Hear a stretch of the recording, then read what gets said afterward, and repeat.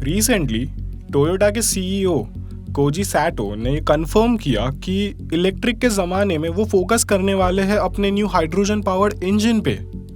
लेकिन एक minute, electric vehicle EV automobile industry में जिसे देखो hero, MG, ether, Mahindra, Hyundai, Bajaj, Tata और बीएमडब्ल्यू भी सब ईवी बना रहे हैं। इनफैक्ट हमारे पीएम नरेंद्र मोदी जी का ड्रीम है साल 2030 तक इंडिया में चलने वाली सारी कार्स ईवी हो जाए।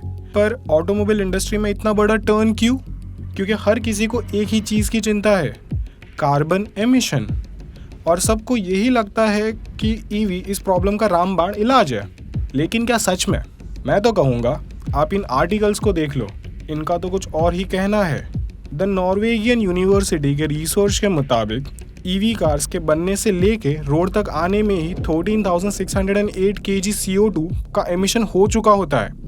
ये इतना हाई अमाउंट है कि इसके वजह से हर साल दुनिया भर में 36,000 लोगों की जान चली जाती है। यानी ये clean and green energy source green house को ही ट्रिगर कर रहा है। अब अगर ये हमारी जान बचाने वाली टेक्नोलॉजी ही फ्यूचर में हमारा गला घोटने वाली है, तो फिर इसका सल्यूशन क्या है? इसका सल्यूशन है हाइड्रोजन पावर्ड इंजन। सिंपल भाषा में रॉकेट इंजन को छोटा करके कार में लगा देने का। और असल में ऐसा किया है टोयोटा ने। लेकिन कैसे? वेलकम टू द ज्ञान स्पॉट। मैं हूं आपका होस्ट उमंग और चलो इस टॉपिक के बाल की खाल को उखाड़ दे। आप सब ने मिराई, टोयोटा की हाइड्रोजन पावर्ड व्हीकल जो फ्यूल सेल का यूज करके इलेक्ट्रिसिटी बनाती है, उसके बारे में तो सुना ही होगा। पर हम यहाँ उसकी बात नहीं कर रहे ना। एक्चुअली में टोयोटा उससे एक स्टेप आगे आ चुका है और मार्केट में वो कुछ कम्प्लीटली अलग ही चीज़ लेके आया है, और वो है न्यू हाइड्रोजन कंबशन इंजन। और यहाँ मैं तो कहूँगा अगर ये सक्सेसफुल रहा तो ये टेक्नोलॉजी ऑटोमोटिव इंडस्ट्री में एक गेम चेंजर हो सकती है। ये सब कुछ पलट सकती है, क्योंकि बाकी सारी ऑटोमोटिव कंपनीज के जैसे इन्होंने फुल्ली इलेक्ट्रिक जाना सही नहीं समझा। इन्होंने एक अलग ही रास्ता चुना, क्योंकि इनके लिए सबसे अलग होना इम्पोर्टेंट नहीं है, बल्कि सबके बीच में बेटर होना ज़्यादा इम्पोर्टेंट है। आज हम सबको पता है हमारे अर्थ के क्लाइमेटिक कंडीशंस थोड़े इधर उधर हो रहे हैं।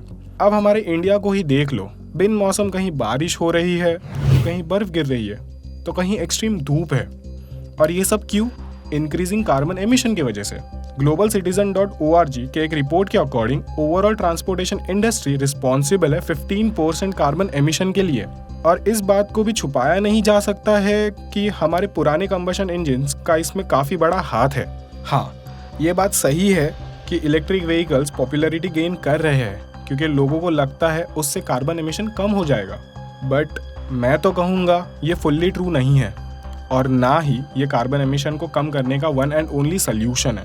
आई नो अब इस पे बहुत सारे लोग डिबेट करने आ जाएंगे, करते हैं, उस पर भी बात करते हैं, बट उसके पहले हाइड्रोजन इंजन को समझ लेते हैं, उसके बाद। हाइड्रोजन इंजन को चलाने के लिए जो चाहिए वो है हाइड्रोजन। पीरियोडिक टेबल का सबसे पहला एलिमेंट, बिग बैंग के बाद यूनिवर्स में फॉर्म होने वाला सबसे पहला एलिमेंट। पूरे यूनिवर्स में 75% तो सिर्फ हाइड्रोजन ही है। अब ये सुनने के बाद आप ही समझ सकते हो कि कितना इजीली हम इसे ढूंढ सकते हैं और एज अ फ्यूल यूज़ कर सकते हैं।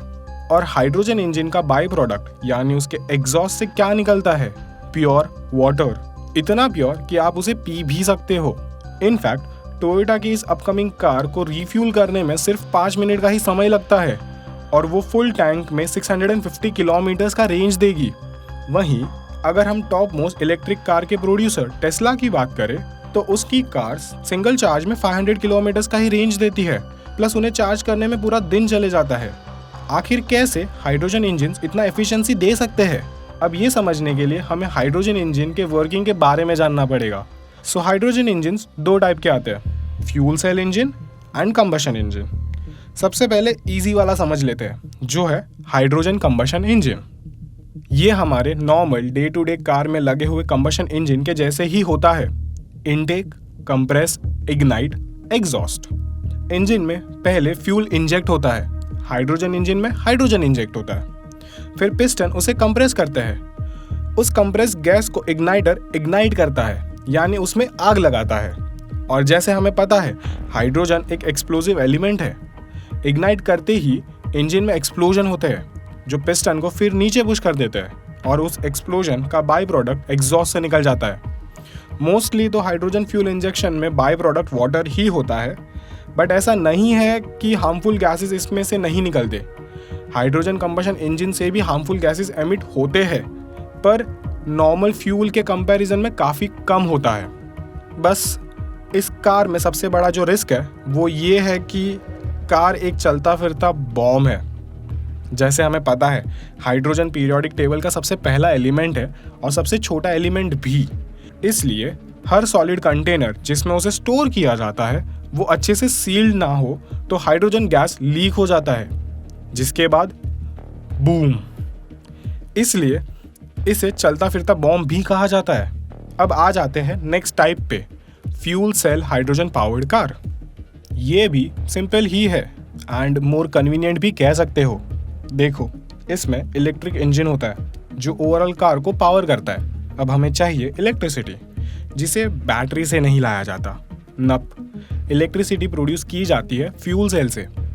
फ्यूल सेल कोई कॉम्प्लिकेटेड चीज़ नहीं है, इसे आप एक कन्वर्टर समझो जो केमिकल एनर्जी को इलेक्ट्रिसिटी में कन्वर्ट करता है। बेसिकली फ्यूल सेल में एक साइड से हाइड्रोजन को इंजेक्ट किया जाता है, फिर फ्यूल सेल के अंदर हाइड्रोजन के इलेक्ट्रॉन्स को अलग करके बैटरी में स्टोर करते हैं, और जो अब फ्री प्रोटॉन्स बचे हैं वो ऑक्सीजन के साथ कंबाइन होकर वाटर बन के एग्जॉस्ट से निकल जाता है। आई नो ये थोड़ा लंबा प्रोसेस है, बट हाइड्रोजन को सेफली एंड बेस्ट यूज़ करने का यही एक अच्छा आइडिया है।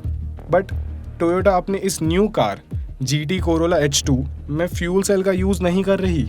Shocking right? एक्चुअली में इस कार को बनाने के लिए टोयोटा ने यामाहा के साथ कोलैबोरेट किया है और एक hydrogen fuelled V8 engine design किया है जो कंबशन इंजन होते हुए भी रिस्की नहीं है। प्लस जो फ्यूल टैंक है उन्हें कार्बन फाइबर से बनाया गया है, यानी strong, light weight and risk free कि उनसे हाइड्रोजन लीक होगा। And the best part is सिर्फ 5 kg हाइड्रोजन में आप लगभग 482 किलोमीटर्स तक इसे ड्राइव कर सकते हो। अब अगर आपको ये छोटा नंबर लग रहा हो तो बता दूं, normally CNG powered cars 5 kg CNG में 100 to 150 किलोमीटर्स ही ट्रैवल कर पाती है। अब आप खुद ही अंदाज़ा लगा सकते हो ये electric and normal fuel powered engine से भी कितनी अच्छी और बेनिफिशियल टेक्नोलॉजी है। अब ये सुनने के बाद आपको क्या लगता है, क्या इलेक्ट्रिक व्हीकल ही फ्यूचर है या फिर टोयोटा की हाइड्रोजन पावर्ड कार्स फ्यूचर होगी? जो भी आपका जवाब मुझे नीचे कमेंट सेक्शन में बताओ, और अगर ये वीडियो पसंद आया तो इसे लाइक और शेयर ज़रूर करना, क्योंकि बॉस ज्ञान बांटने से ही बढ़ता है। चलो फिर मिलते हैं हमारे अगले वीडियो में, तब तक के लिए कीप एक्सप्लोरिंग।